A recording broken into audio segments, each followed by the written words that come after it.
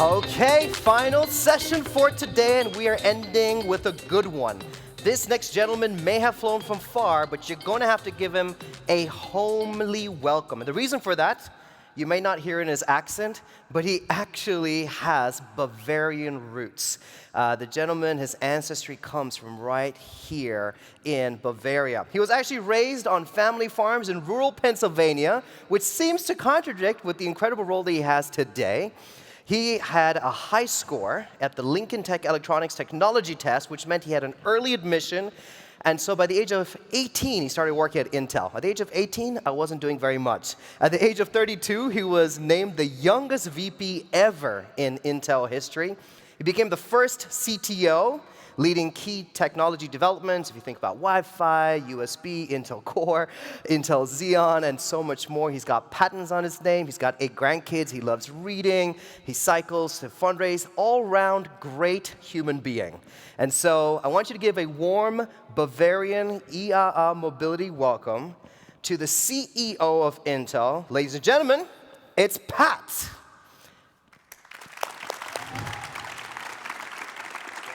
Hey, I just arrived at the Blue Lane in Munich, ready for IAA. But before the keynote, going to take a ride in our Mobileye car. Now available in Munich, and we're going to have a great time here today. So, what do you think? Shall we go for a ride? Let's do it. Woohoo! Just a second. I gotta put my seatbelt on. Safety first. Safety first.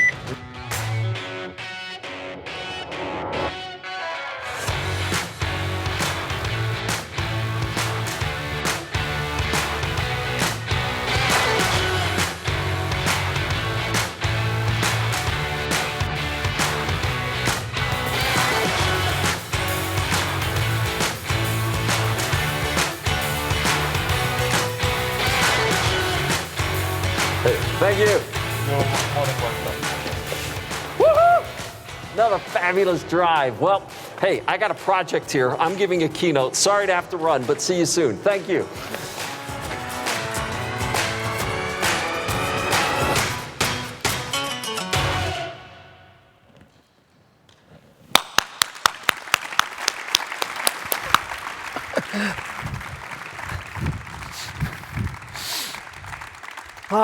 From AV to stage in seconds. Isn't this great? Wow. A Mobileye AV ride never gets old. Welcome.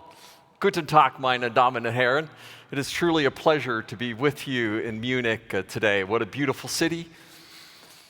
But I'd start out by asking the question, why is a semiconductor guy on stage at the biggest and most important mobility car show on Earth? Why did you invite me to your stage? Why is a semiconductor geek doing here anyway? Well, simply put, cars are turning into computers with wheels. As Dan said in the introduction, I'm a farm kid. Right? I grew up in the farm country of Pennsylvania, and the cockpit of a tractor doesn't look quite like the tractors I was driving when I was a kid. They look more like video games now. And tractors, right, are becoming very sophisticated, and we're seeing technology permeate every aspect of automotive, agriculture, transportation. I became CEO of Intel about 6 months ago. So other than turning around an icon, doing it in the middle of a global pandemic and in the middle of a global semiconductor shortage, we have no challenges. What a task in front of us.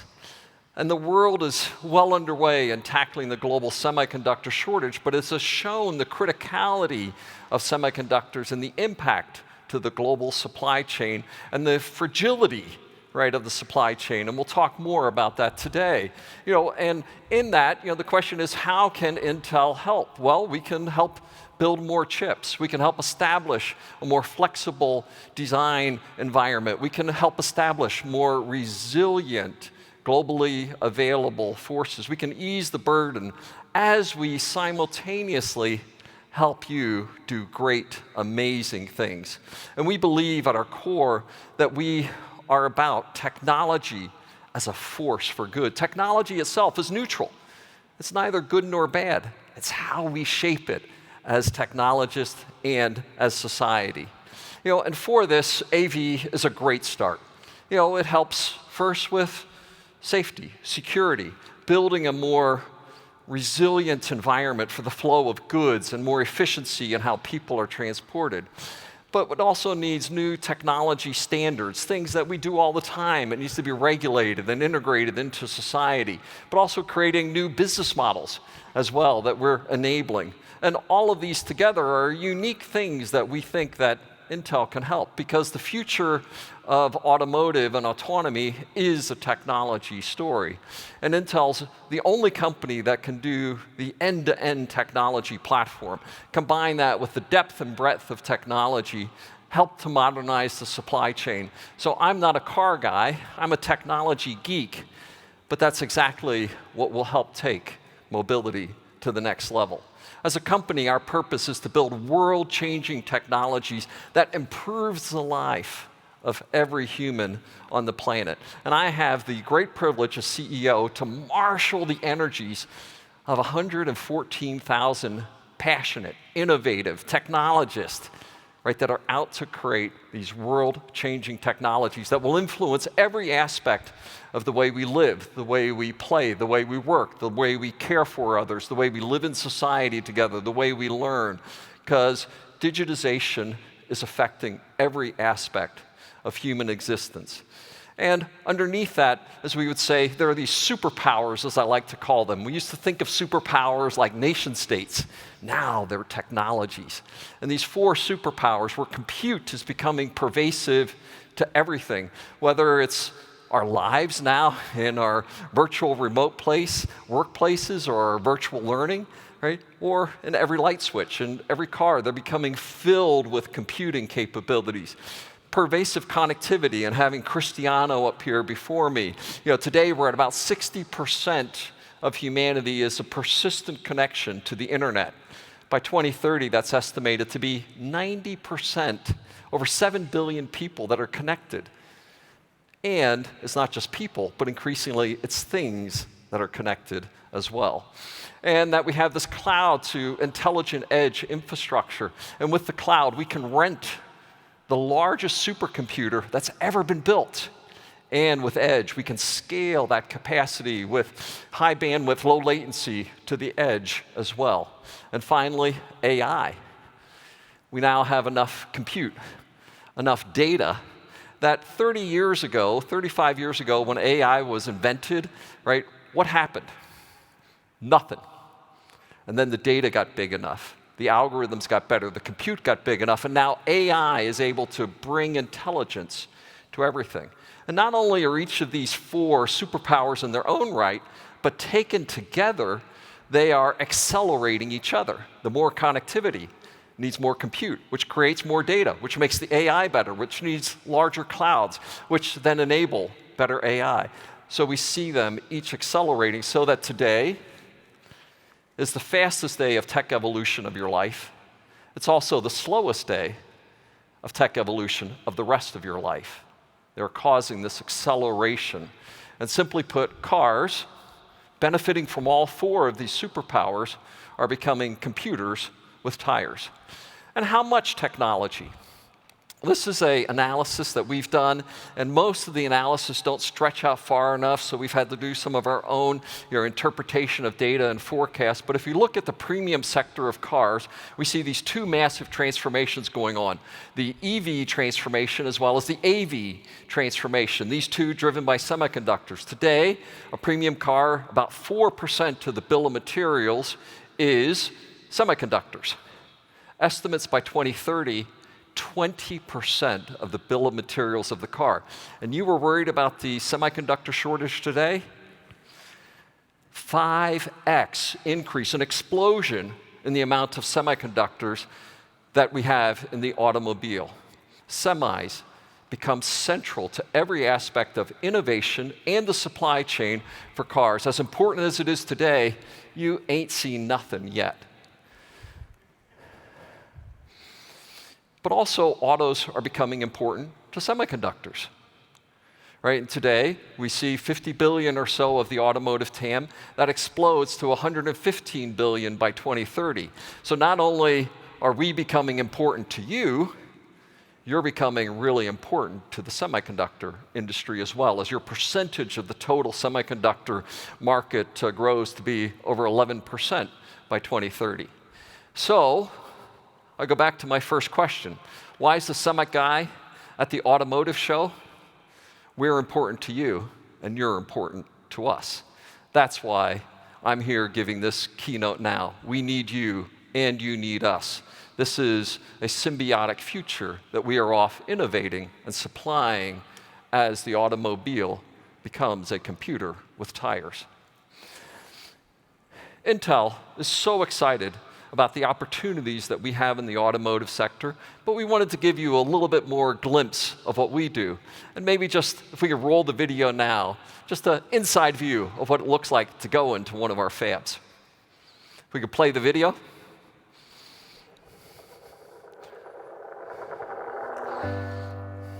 The story of Intel's investment in advanced manufacturing in Europe is a remarkable, sometimes untold story of tremendous success and excitement over the past 30 years.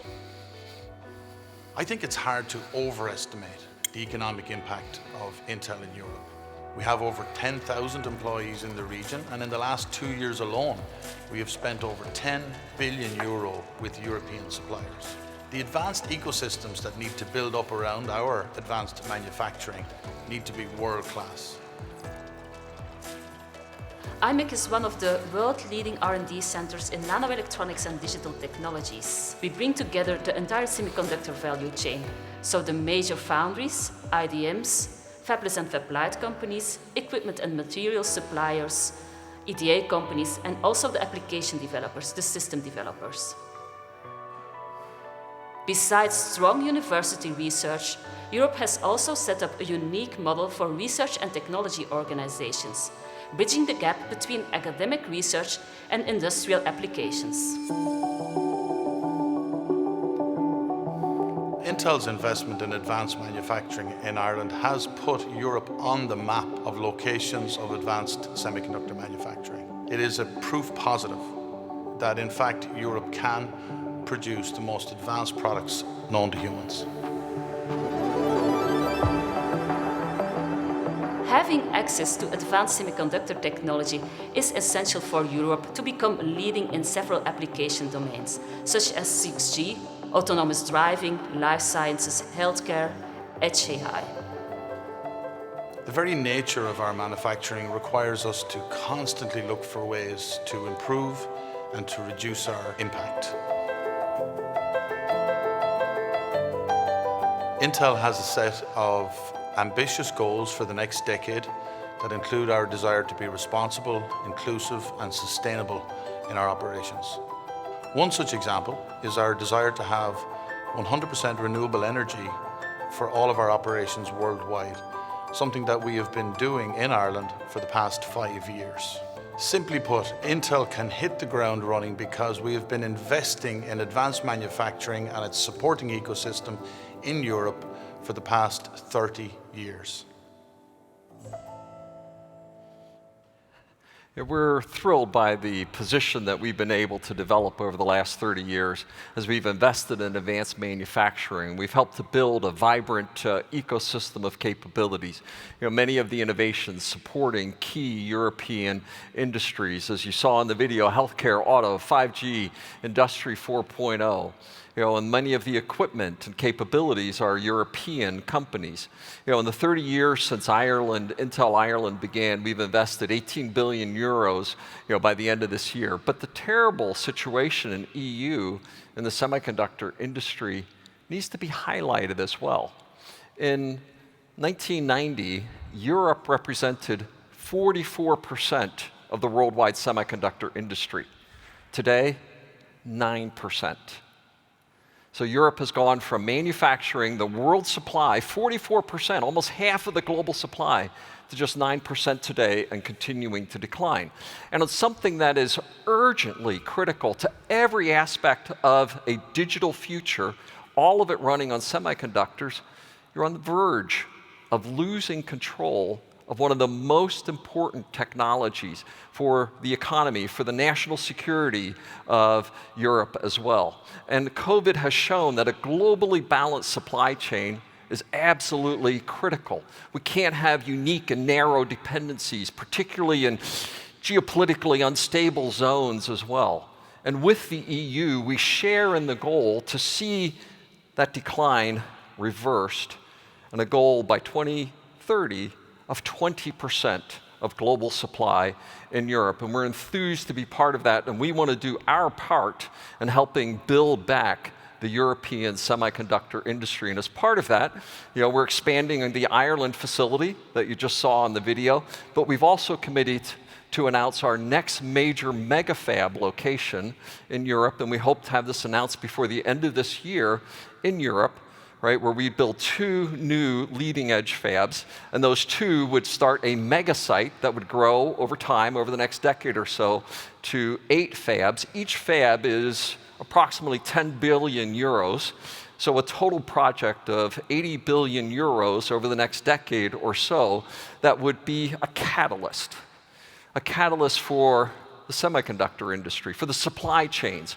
for the chemicals, the many equipment vendors that come into it, but a catalyst for the entire technology industry, high performance computing, quantum computing, research and AI capabilities. A center for R&D that brings together Europe to reverse this terrible decline, create a more globally balanced supply chain, and create a center of R&D and technology innovation in Europe for Europe. We've seen that this has a ripple effect, that for every job we create, MIT estimates somewhere greater than 5 jobs is created as a result, and our estimates are many times up to 10 jobs.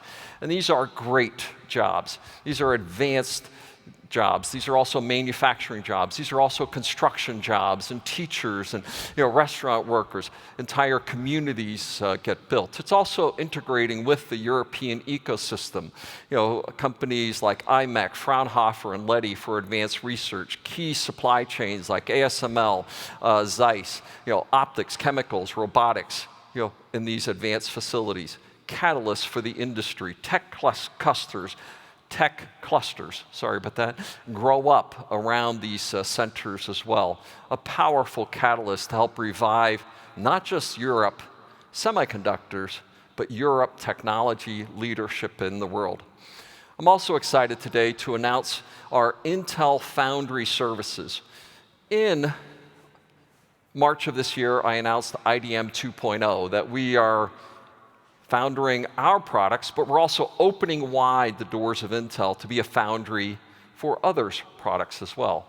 Today, we're announcing the European Foundry Services at Intel 16 and other nodes out of our Ireland facility, and we believe this has an opportunity to help expedite the end to the supply shortage, and we're engaging with auto and other industries to help build on those capabilities.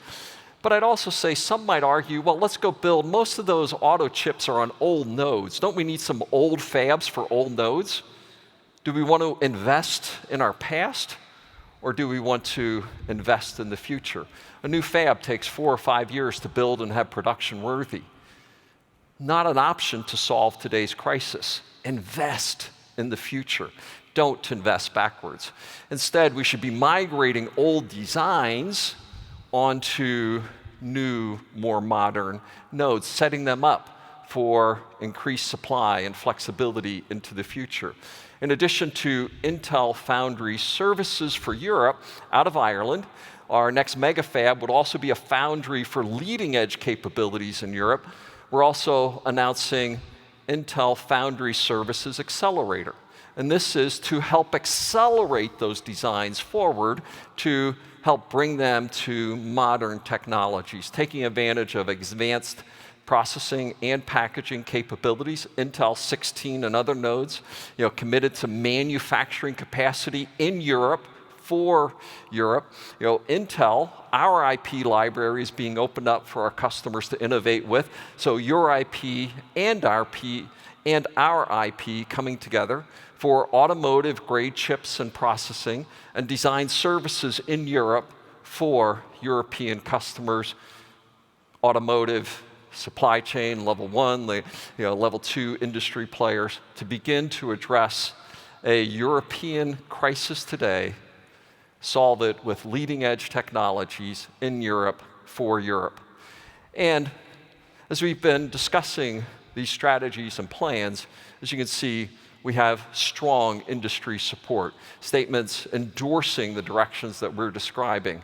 And we would just ask you, and many of you represent different industries, join us in the journey in Europe, for Europe, to accelerate, modernize the semiconductor and the technology industry. So, why am I here? One reason is semiconductors. But the second reason is the work that we're doing in the automotive industry as well. When I left Intel 11 years ago, as I described, I went on an 11-year vacation. I moved to EMC as president and then became CEO of VMware, coming back to VMware 6 months or so ago. And while I was gone, they did this little acquisition of Mobileye. And when I came back, it's sort of like, what's a Mobileye? And I've been thrilled to learn, of the extraordinary asset that Intel had added to its family, right, with the 2017 acquisition of Mobileye. And you'll be hearing more from them today, but you'll be hearing from Professor Amnon Shashua, who's filled me in and described, and I've been engaging with customers and partners. And today we have Mobileye technology for safety, an autonomous solution being used by 29 automakers across the industry. More than 88 million cars are on the road today that are leveraging their technology. And I bet you most of your cars, if you have any kind of advanced collision detection or safety system, it's probably using Mobileye already. But a lot of cars don't have advanced detection and collision avoidance system. And how many of you have ever driven in India? Yeah, what a place. I see right? And I remember the first time I'm in India, in Delhi, and the car pulls up at a major intersection, and I believe every form of transportation since the time of Christ was represented at that intersection. You got rickshaws and bicycles and ox carts and everything else. What a crazy place to drive. And we also see that India is one of the least penetrated markets for many of these safety technologies. In fact, 17 accident-related deaths per hour, 1 death every 3.5 minutes. India represents 1% of the cars of the world, 11% of the traffic-related deaths in the world. Simply put, we have a problem. And we believe that there's a tremendous opportunity to address safety issues by bringing our technologies into that market. And we see that ADAS features can be adopted. They're now cost-effective. They're broadly deployed. They need to be trained uniquely for some of the requirements. A rickshaw isn't quite seen in the Munich streets. Right? When you go there, there's a few things that we need to learn and train. But with Mahindra, we're excited to be bringing the first cars that are adopted with advanced ADAS capabilities to the Indian marketplace. And we have an image of the Mahindra's beautiful, affordable SUV now being launched with Mobileye inside. It's cost-effective for the Indian price-sensitive market, but game-changing for the market as well. An example of how Mobileye is industry-leading driver assistance, but we believe deeply that it isn't just the massive innovations that Mobileye is doing, but it's also the mass market deployment. It has to be deployable at scale. And this, to us, we believe is the center of what we're out to accomplish. That we're able to do these two things, radical innovations with at-scale deployment of technology. But what about tomorrow? We have this obligation to continue to innovate with technology, not for the few, but for the many. Can we continue to improve safety, autonomy capabilities, accessibility for everyone? And of course, the answer to that is yes. That's why we're here. And the Mobileye approach is really unique in that capacity, innovate and scale. We're going to walk you through a bit of that scale strategy today. We have some exciting announcements, but right now what we want to do is take you to the Mobileye booth as we're going to unveil the next generation platform, and I'm happy to have my colleague JJ, who's in the booth now, and let's zoom over there at the moment and take a look at our next generation Mobileye vehicle right now. So JJ? Hi Pat, hi everyone. I'm so thrilled and excited to unveil for the first time ever today as world premiere the Mobileye Robotaxi. This is the first production-grade, fully electric, self-driving vehicle by Mobileye, and it is capable of SAE Level 4 full autonomous driving. Mobileye AV is our new driverless mobility services brand, and as you can see, we have painted the vehicle in orange and put the services brand on it so that people know that they need to download the Move It app in order to get access to these new driverless mobility services. And the vehicle looks just like a regular vehicle. Let's take a look at the beautiful integration of our Mobileye Drive self-driving system. All sensors are beautifully integrated, and several of them are in our sleek, organic design Manta Ray roof unit. Now let's walk around the vehicle and take a look under the hood. As you can see, massive luggage space for our riders, and here, this is the brain. This is actually the technology which makes this all works. This is the Level 4 ECU, automotive grade, with all the redundancy, everything that is needed, and it's fully developed and designed by Mobileye from the IQ SoCs to the hardware and to the software. The future is here. I hope that you are as thrilled and as excited, actually, to make people's lives better with future mobility services based on autonomous vehicles. Pat, back to you. Hey, thanks, JJ. Love the color, love the car. Seeing the integration, right, of the radar, the LiDAR, right, the small form factor, able to easily fit it into the car design. And I encourage all of you to take a look at it on the show car, a truly elegant design.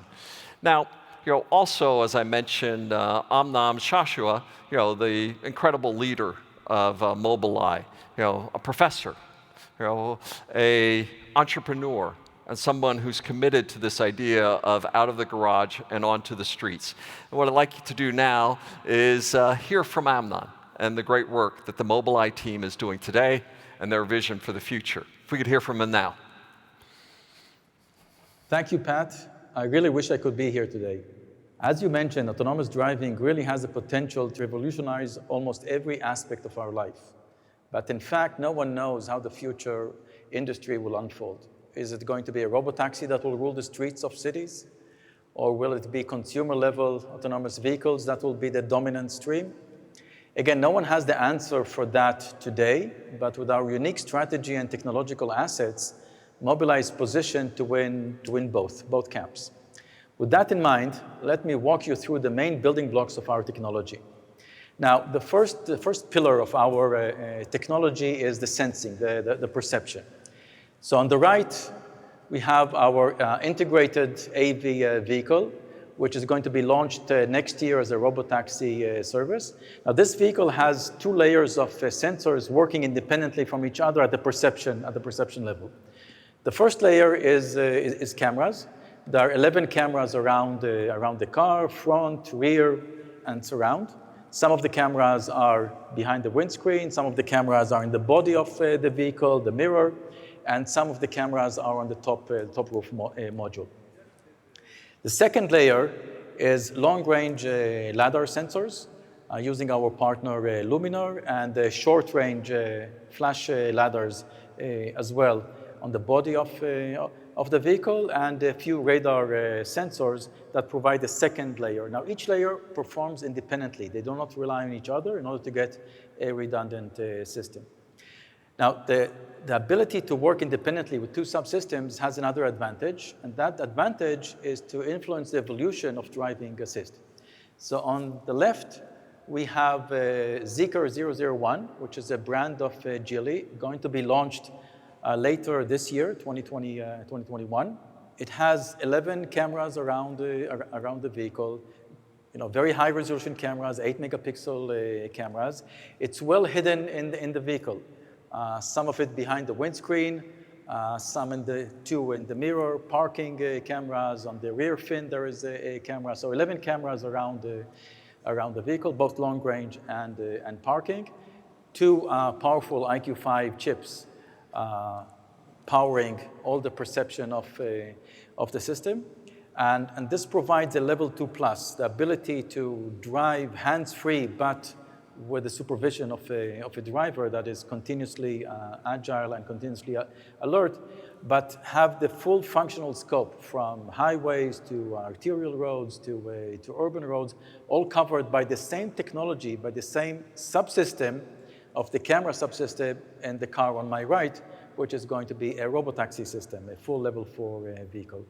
So by moving along this spectrum of driving assist and level 4 gives us a lot of flexibility on supporting the scale, economical scale, and geographic scale of the system. Now, our second core pillar of our AV is all about mapping. So we're using vehicles equipped with our ADAS systems at scale. So these driving assist systems are responsible of sending very low bandwidth data and to build maps on the cloud. And these maps are like gold. They let us drive anywhere in the world, but also tells us how humans actually drive. Most recently, we brought our AVs to New York City, one of the most challenging driving environments in the world. And we're driving in Detroit, Munich, Tokyo, China, and soon Paris. All because we have a map that is produced and continuously updated at a very, very low cost using crowdsourced capabilities. The scalability we get from our AV maps is really unparalleled. And last but not least is our responsibility-sensitive, safety-based driving policy. That driving policy supports fast scaling to all regions around the world with different driving cultures and give us the balance of safety and usefulness that we believe will make our AVs welcome on streets around the world, both in robotaxis and very soon on consumer AVs. Like you, Pat, we share the dream of autonomy, anywhere, anytime, for everybody. And I'll turn it back to you now. Thank you, Amnon. And maps are like gold. We've seen this scale strategy and this crowdsourcing of maps, the price points of the core technologies. And you just saw, some of this in action. Yesterday, Schaeffler, announced using Mobileye Drive to build an autonomous chassis. And this will become the basis of self-driving shuttles, goods delivery, and other services. You just saw the Mobileye Robotaxi, and the same system that will be in consumer vehicles as well. Both the Robotaxis as well as consumer AV from the same architecture. Now, that enables scale, all from common technologies and platform. But another thing is the driving policy. We have to balance traffic and consumer expectations with safety and security as well. AV also needs to be culturally aware.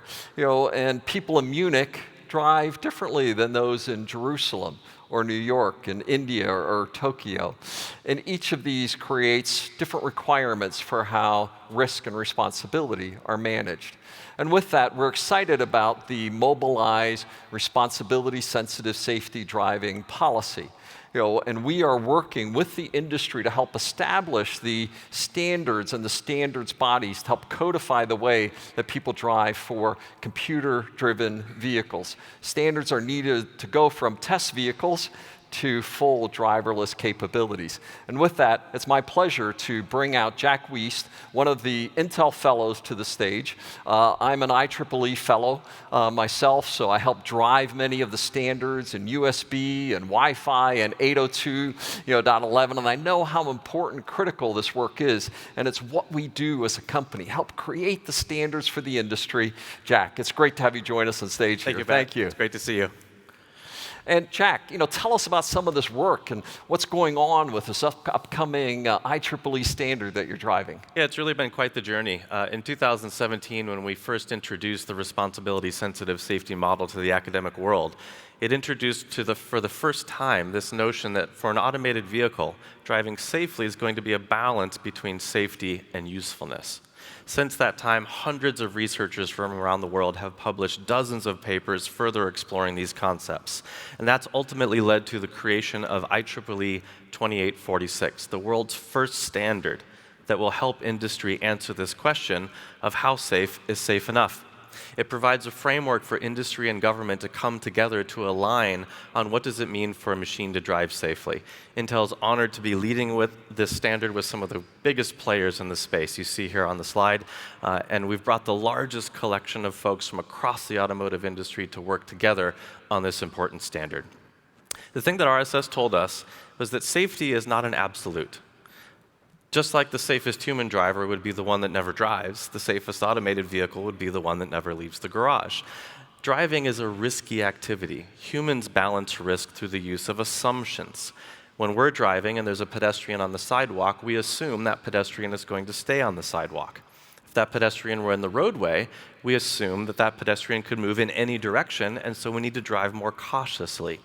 And so IEEE 2846, like RSS, is the first of its kind to standardize what these assumptions are so that an automated vehicle can drive safely, which is to say drive at a societally acceptable risk balance. So, Jack, this idea of risk balance, what do you mean by that? And how is an autonomous vehicle going to weigh those risks? And is there mathematics and modeling behind that? How does that work? Yes, but rather than listen to me talk about it, let's show you what this looks like in the real world. We've created a video that shows one of our own autonomous test vehicles using assumptions to balance risk and drive in a societally acceptable manner.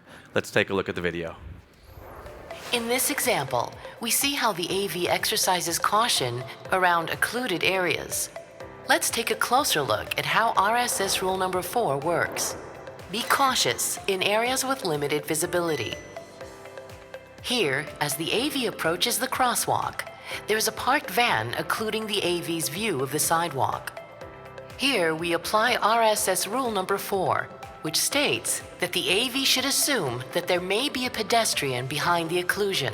In other words, the van might be blocking our view of a pedestrian entering the crosswalk. Because of rule number 4, the AV begins decelerating even though there is no pedestrian in sight. Reasonable worst-case assumptions for pedestrians at a crosswalk are 2 kilometers per hour for their maximum speed and 2 meters per second squared for their maximum acceleration. The AV begins decelerating accordingly. After the AV does in fact detect a pedestrian, it continues to decelerate until coming to a full stop in order to give way to the pedestrian. Had the AV not made this assumption on what might exist behind the occlusion, it might not have had enough time to decelerate once the pedestrian had come into view. I love that, and it just really shows that example, right, of risk assessments and how to make that part of the modeling in the AV. But, what's the role of governments in this as well? Because they play an important aspect of how safe is safe enough. They do actually, and the funny thing is governments actually do this all the time. When a new road is built, a speed limit is selected. And that value represents acceptable risk for that roadway. And so just in that same way, we need that for machines. We need machines to understand what is reasonably foreseeable to expect about the behavior of other road users so we can set that balance between safety and usefulness. Well, that's pretty cool. So what's next? Where are we going with this? Well, what better place to start than right here in Germany, the country that's leading among the world with the establishment of a regulatory framework for the safe and scalable deployment of automated vehicles. With IEEE 2846 as our guide, we can select values, 4 parameters that set expectation on how these vehicles should operate and what it means for them to drive safely. And Germany, was a leader in passing these laws recently. And yesterday I had Hildegard Mueller, the president of the VDA. And she joined us on a drive yesterday, and it was really, quite fun. This is part of her job, right? As she moves the industry forward, and it really was great to see Germany as a first mover in this area. That's really exciting, Pat. And in June, you're right. Germany did pass the world's first regulatory framework for the safe and scalable deployment of automated vehicles. Importantly, it sets clear expectations on the roles and responsibilities of all the players deploying a level 4 automated vehicle. And it helps to really pave the way for a whole range of business models: mobility as a service, cargo services, shuttles, buses, etc. Yeah, that's right. And we would love to be able to take this technology that we're deploying here in Germany and share it with all of Germany's neighbors. So we'd love to see these concepts deployed Europe-wide. Well, hey, Jack, thank you so much. My pleasure. Great to have you join us, and tremendous work that you're driving. Thank you, Pat. For us and for the industry.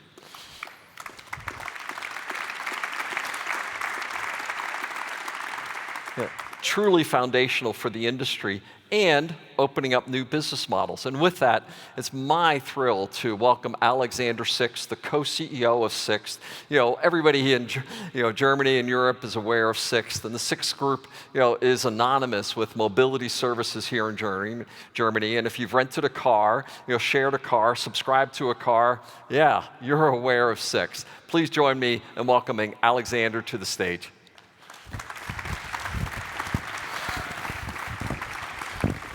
Hey, Pat.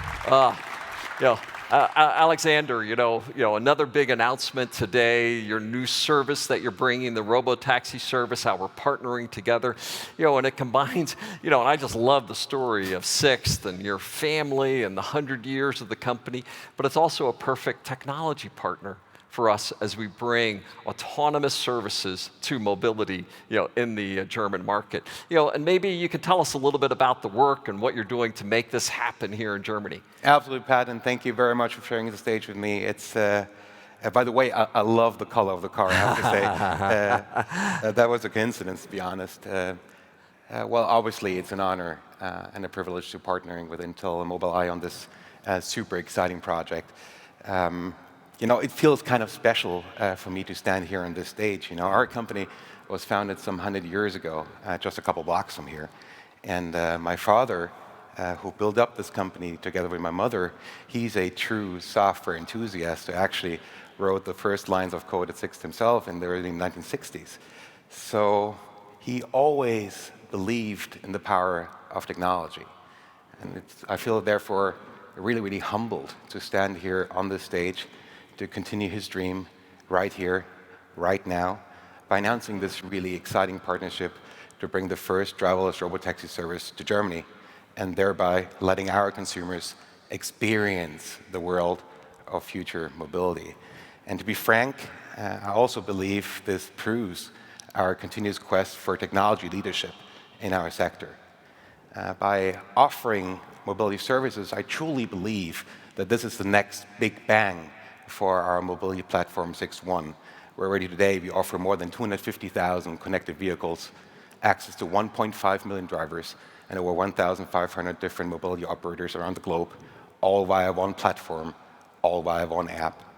And I truly believe that this platform, this partnership we just announced today, and obviously our continuous partnership with the OEMs, especially BMW, this proves really that the future of mobility is not only important to us, but we actually want to make it happen. So, sounds pretty exciting, but how are people going to take advantage of us? How are they going to hail one of these autonomous taxis? That's a great question, Pat. I think to begin with, Intel, Mobileye, and Sixt, we plan to operate a fleet of 100% electric autonomous vehicles right here in Munich. I think our consumers can hail their autonomous vehicle via the Sixt app and the Move It app. Well, can we show them? Absolutely, I've been dying to do so for a long time. So let's play the video now.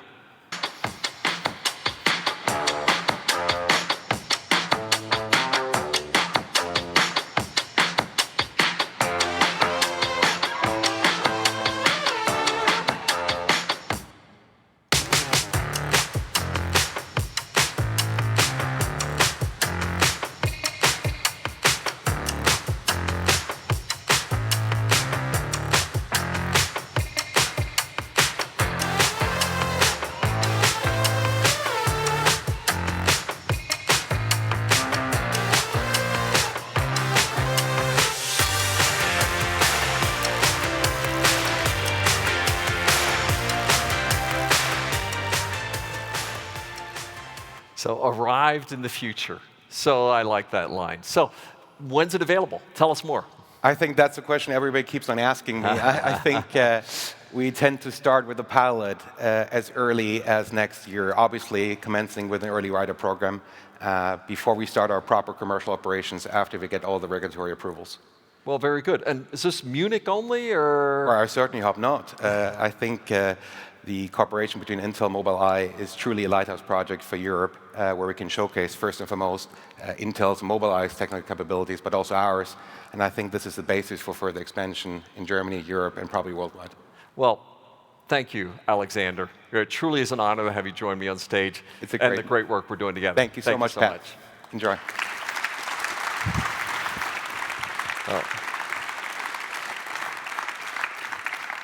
And I, for one, am excited to hail my first Sixt autonomous vehicle next time I'm here in Germany. Today has been a great day for us. Why is Intel here? We're here to help. We're here to help address the current crisis in the semiconductor industry. We are here to help build new foundry services in Europe for Europe. We're helping to build key new technologies for the automotive industry. We are here to help establish the key security standards that will enable broad deployment in Munich, in Germany, and across Europe and the world. We're here excited to show off our latest innovations with Mobileye. We're thrilled by the partnerships that we have with Sixt as we bring this. Our industry is excited to bring forward these technologies in consumer as well as robotaxis for the marketplace. It's our opportunity to help write the future together. And on behalf of Intel, as the technology partner for the automotive industry, thank you. Thank you for letting me join the stage and talk about the great things that we do together. We need you, you need us, and we are here to partner with you. With that, thank you so much, and back to you, Dan. Thank you, Pat.